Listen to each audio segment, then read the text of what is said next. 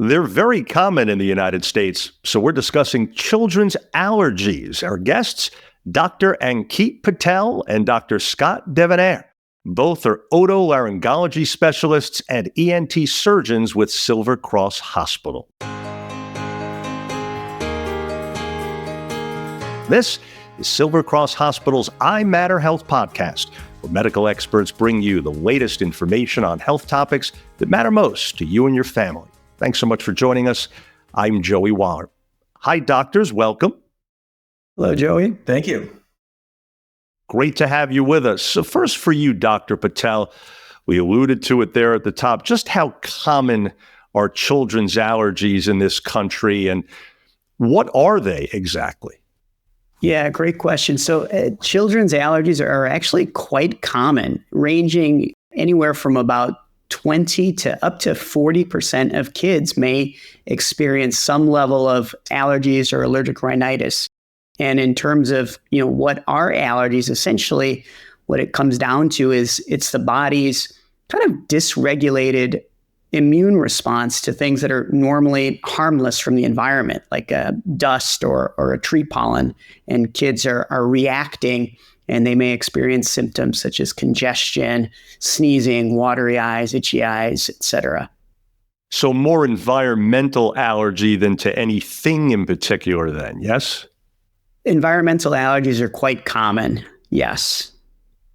And I've heard it said that in recent years, perhaps because of global warming or what have you, that more people are picking up allergies that they didn't have before, yes?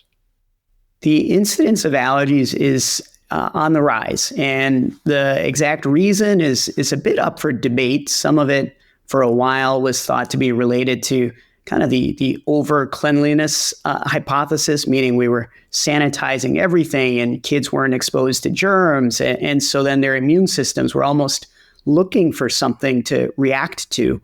And so we have seen an increase in incidence, across the board and across the world. So for you, Dr. DiVenere, what are the typical symptoms of children's allergies, and at what age does it typically start, or can it start? Yeah, it actually can start from the earliest. It can start even in the first months of life. But it's usually more in terms of, as Dr. Patel alluded to, sneezing, runny nose, possibly itching, nasal drainage. Sometimes kids have skin conditions, rash, or oversensitivity. And in our field, we see a lot of kids with sinus issues, and you don't know, is it sinus infection? Is it allergy sometimes? And then chronic ear problems as well. So the inflammation can actually be so bad in the nose that it can actually sort of back up and cause problems with the sinuses, and then subsequently problems with the ears. Gotcha. And so, Dr. Patel, what children are typically at risk for allergies, and how do you go about diagnosing them in the first place? Yeah, great question. So first off, any child can potentially be at risk for allergies, but certainly it's much more common if there's a positive family history. So if either mom or dad has allergies, then the child certainly will be at increased likelihood. And if both parents have allergies, then really the child is at much higher risk for allergies. The other area where allergies are quite common is in kids who have asthma. In fact, the majority of children who have asthma have concomitant allergies as well. Dr. DiVenere, what about the difference between an allergy and what's known as a sensitivity? Yeah, it's really sort of a degree. It's, some people are sensitive to something, but it doesn't objectively get too severe. And on some of the testing that we do, it doesn't always show up. And yet, that if you're linked to a certain environment or exposed to a certain condition, you might actually not feel as good as you should, or have nasal drainage or symptoms or sneezing. But usually those cases, sometimes the testing doesn't show it. And it's really a degree of how the immune response, how strong of a reaction it is. Usually a classic allergy is antibodies going a little wild, and things that are really more of a true of what we think of a more severe reaction. And I would just add that sensitivity is different than a true allergic reaction, in that the body isn't forming an immune response to the substance. So, for example, people could be sensitive to cigarette smoke, but technically it may not be a true allergy, or sensitive to the smell of perfume. or in children or adults, lactose intolerance, for example, an example of a sensitivity, but they're not really forming a true allergic response per se.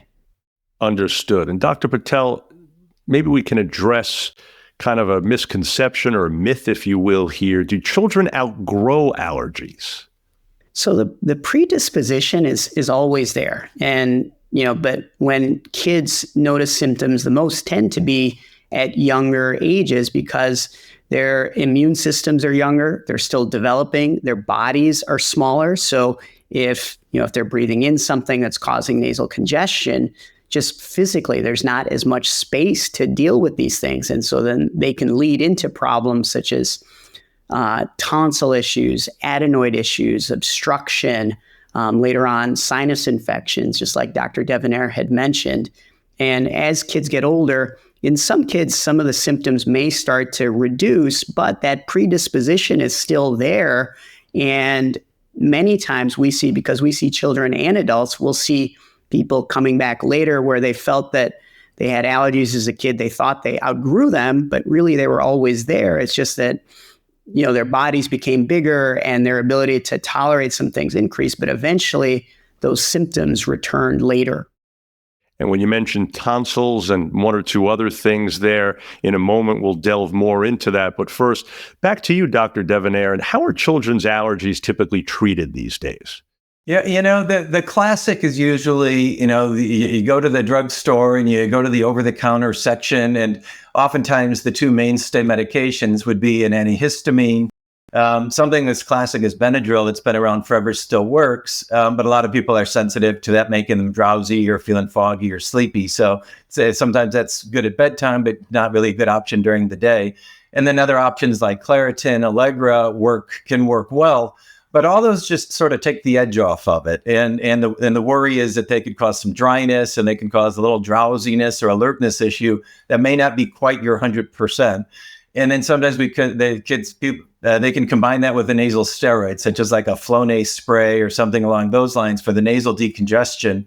But in many cases, those just aren't enough. And those are really more treating the symptoms.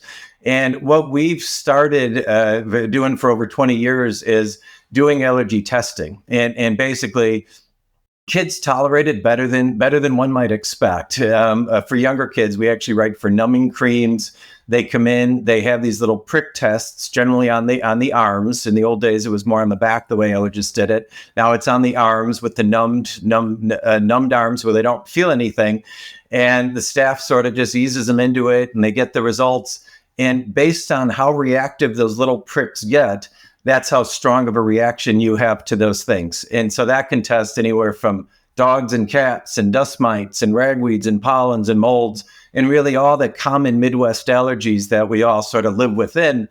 And then based on that, if it is significant, then the way we love to treat those is allergy drops called sublingual immunotherapy, which sort of desensitizes. It's almost like a long-term vaccination against the allergies. It makes the body less allergic over time.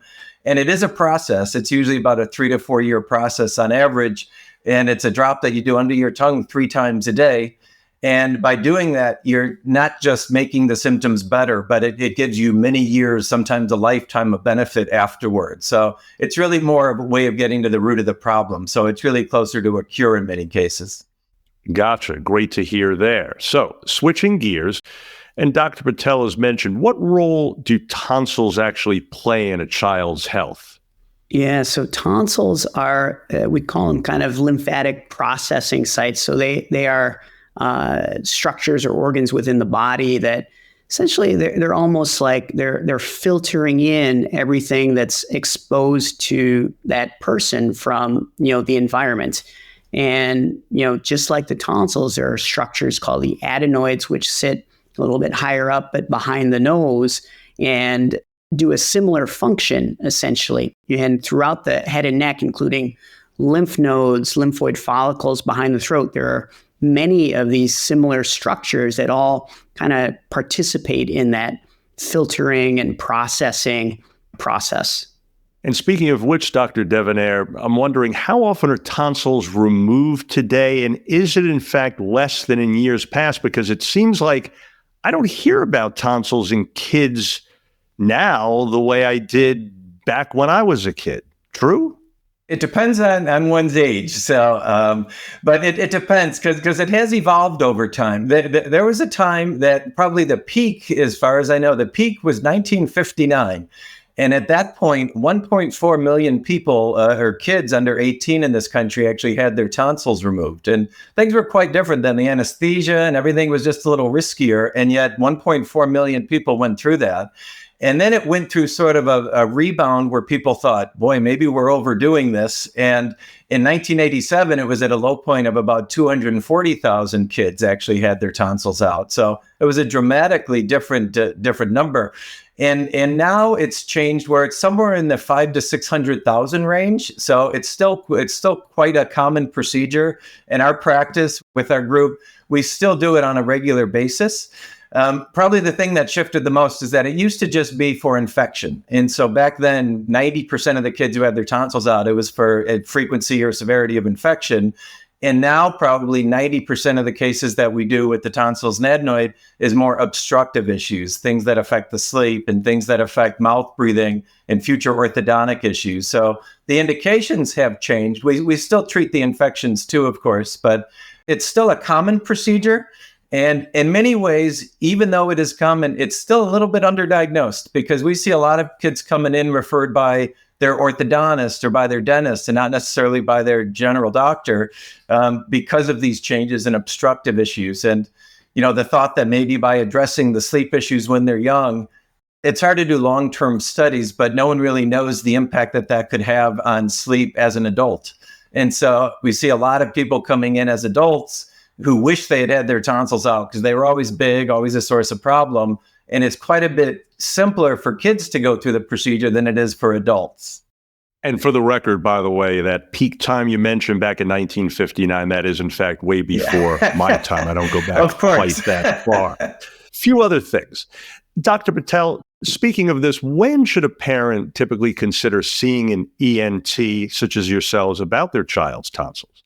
I would say if ever they have a concern, they should seek out care. And parents are really the primary people that know their children the best, but certainly some symptoms would warrant further evaluation. And so from the tonsil and adenoid standpoint, for example, if your child is snoring, mouth breathing, or having restless sleep, those are things that would prompt further evaluation because normally kids should sleep quietly and restfully. If they are having disturbed sleep, studies have shown that affects their cognitive development, how they do in school, and their overall health. So that's on the tonsil and adenoid side. And in terms of allergies, if they're having problems with sneezing, mouth breathing, congestion, frequent ear infections or frequent tonsil infections, difficulty breathing through the nose, those are all things that would say, okay, I think it would be worthwhile to seek out consultation with an ENT. And Dr. DiVenere, just so we're clear, Dr. Patel has mentioned it a few times. When we talk about adenoids, it seems like tonsils get all the attention, right, publicly. What exactly are adenoids? What's their function? Yeah, it's really the same type of tissue as tonsil. It's a couple of reasons why you probably think more of tonsil when these topics are being discussed is that it's hard to see the adenoid. So when kids come into the office, if you look in the back of the throat, in the very back between the tonsils and back by that little punching bag uvula, if you look up, and so we can sometimes take a mirror to look up, or sometimes we'll take a scope and actually go through the nose and numb it up, of course, so the child doesn't feel it much. In the very back of the nose, that's where the adenoid sits. And so it often goes hand in hand. When the tonsil's causing troubles, often the adenoid causes troubles.